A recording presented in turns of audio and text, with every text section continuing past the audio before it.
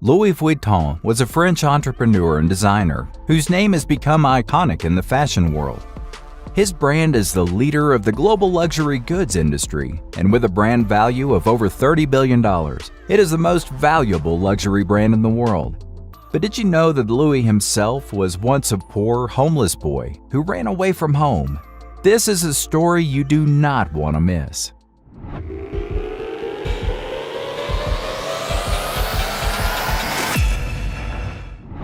At least once in your life, you must have wondered how on earth luxury brands come up with their exuberant prices. Do they decide to be so expensive before production, or rather after, once they notice their great success? Well, in the case of luxury brand Louis Vuitton, it was definitely the product that came first. And what makes the whole story even more interesting is that the original creator was in fact a dirt poor boy who had no idea that his brand would one day turn out to be so successful. Little Louis was born on August 4, 1821 in Angers, in eastern France's mountainous and heavily wooded Jura region. Descended from a long-established working-class family, his ancestors were carpenters, farmers, and milliners. His father, Xavier Vuitton, was a farmer, and his mother, Corone Gaillard, was a milliner. Louis loved his mother dearly, but unfortunately she passed away when he was only 10 years old. His father soon remarried, and as legend has it, Louis's new stepmother was as wicked as any fairy tale Cinderella villain can be. She was mean and belittled him, and Louis soon grew tired of the constant harassment. After 3 years of enduring her pestering, the willful and headstrong Louis decided it was time for a change.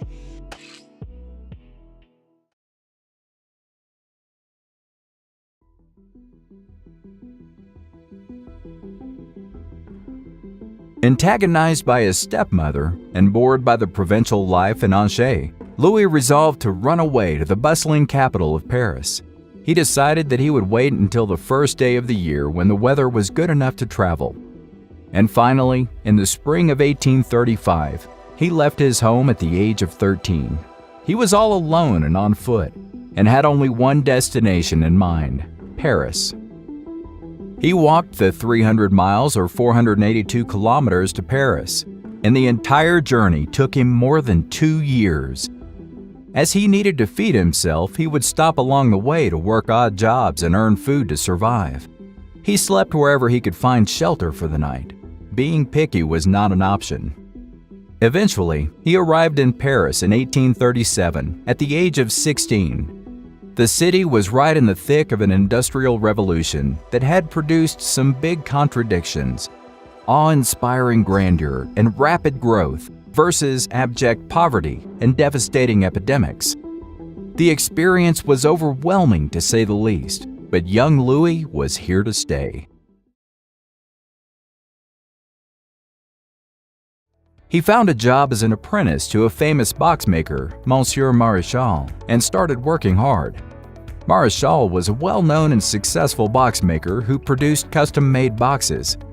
In 19th century Europe, box making was a highly respectable and urbane craft. Traveling by horse and carriage, trains and boats as they did in those days, meant that luggage was often handled roughly and thrown about. So a strong box to protect belongings was essential. Security was also an issue, and it was important for customers to be able to lock their goods away and make sure that it wasn't easy for thieves to pick the lock. Louis showed enormous talent for his new profession, working at the atelier of Monsieur Maréchal. It took him only a few years to stake out a reputation amongst Paris's fashionable class as one of the city's premier practitioners of his new craft.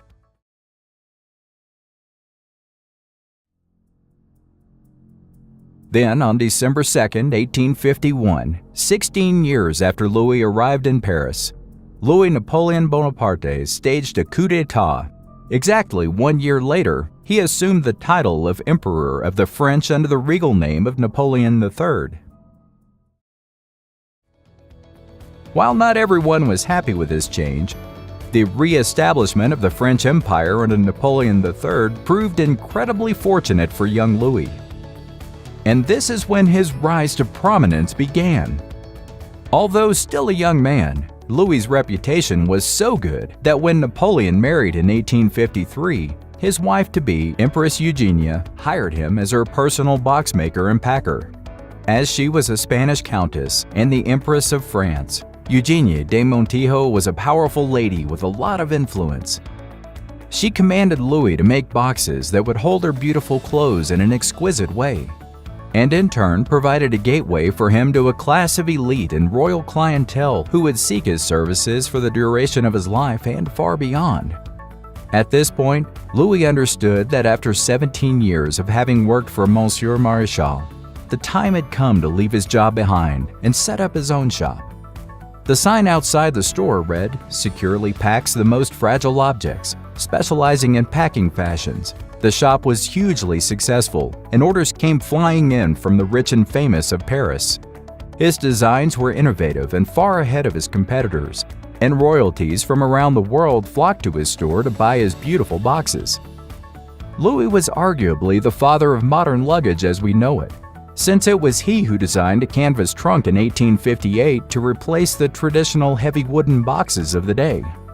To say that he was an innovative entrepreneur would be an understatement. But work was not all that was going well for Louis. 1854 was a year full of change and transformation for the 33-year-old man. Because besides setting up his own shop,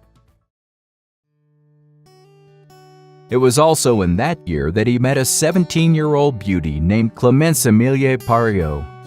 Despite the age gap, the two seemed to be in love, and the young girl turned out to be a very good influence on him. She supported him and immediately encouraged him to dress better and more in accordance with his new office.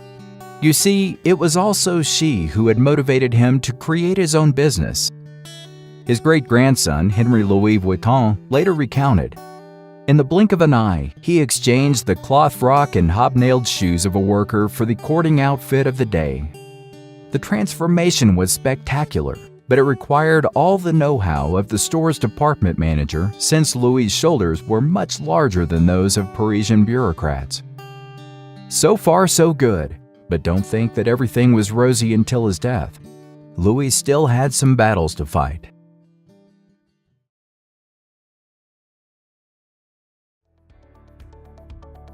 In 1858, 4 years after opening his own shop, he debuted an entirely new trunk. One that wasn't made out of leather, but out of gray canvas that was much lighter, sturdier, and impermeable to water and bad odors. It was a real innovation for his time. Nonetheless, what was most notable was the shape of the trunk. It wasn't rounded, as was the standard for luggage in that period. Instead, it was a rectangular box, which was much easier to transport and offered more useful storage space. This was also its main key selling point, as more and more people were now traveling by railroad and steamship. Stackable boxes came in very handy. As mentioned earlier, most experts consider Louis's trunk the birth of modern luggage, and it proved to be an immediate commercial success. This was in part thanks to advances in transportation and the expansion of travel. In fact, the trunks were such a rousing success that he had to create a much bigger factory in Asnières, a town on the outskirts of Paris. From there, he responded to requests not just from French aristocrats, but from the whole world. The future looked bright, but little did he know, life had some more curveballs to throw his way. More specifically, a bloody civil war.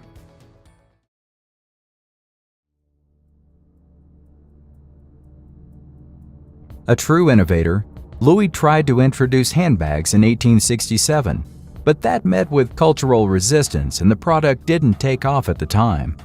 Nonetheless, business was booming, and besides receiving constant personal orders from French royalty, also people from across the globe were seeking to get their hands on one of his pieces. Even Ismail Pasha, the Khedive of Egypt, requested a handmade trunk. In 1870, however, Louis's business was interrupted by the outbreak of the Franco-Prussian War and the subsequent siege of Paris. These events gave way to a bloody civil war that destroyed the French Empire. Louis had become homeless again. This time with his family. They barely survived the war, and when the siege finally ended on January 28, 1871, Louis returned to Asnieres to find the village in ruins, his staff dispersed, his equipment stolen, and his shop destroyed.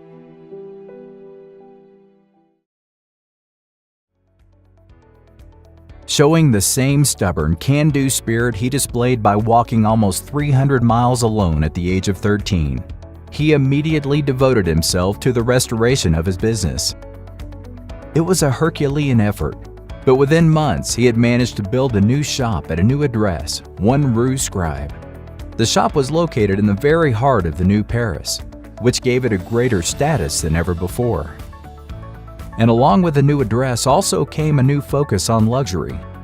Rue Scribe was home to the prestigious Jockey Club and had a decidedly more aristocratic feel than Vuitton's previous location in Asnieres.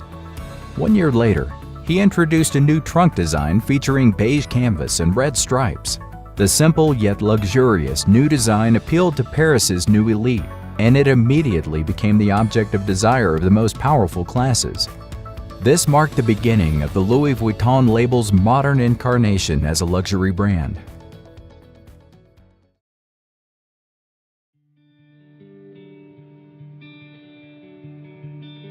For the next 20 years, Louis continued to operate out of 1 Rue Scribe, innovating high-quality luxury luggage until he died on February 27, 1892, at the age of 70. But the Louis Vuitton line would not die with its eponymous founder. Over the years, he had introduced his son George to the business. The father and son duo revolutionized luggage locking, and George patented his lock system and even challenged the great magician Houdini to break out of an LV box. Houdini didn't rise to the challenge, but the gesture proved how effective the locks were. They are still in use today. Under his son George, who created the company's famous LV monogram, the Louis Vuitton brand would grow into the world-renowned luxury leather and lifestyle brand it remains today. After the passing of Louis and his son George, the creativity of the family dried up. But luckily the brand was already big enough to stand on its own feet. As you can see, creating a luxury brand does not happen overnight. Louis probably did not start with luxury in mind. He was a broke, homeless boy who just wanted to make a living. But his expertise and confidence in his skills gave the brand its definition. Today, LV ranks as the top luxury brand in the world. The company operates in 50 countries, with more than 460 stores worldwide, and its valuation has topped $30 billion. Innovation is a continuous process for a true creator or entrepreneur, and despite having been homeless twice, Louis still bounced back each time stronger than ever before. Nothing seemed to stop him from making bags, and it is precisely this that led him to achieving what he did.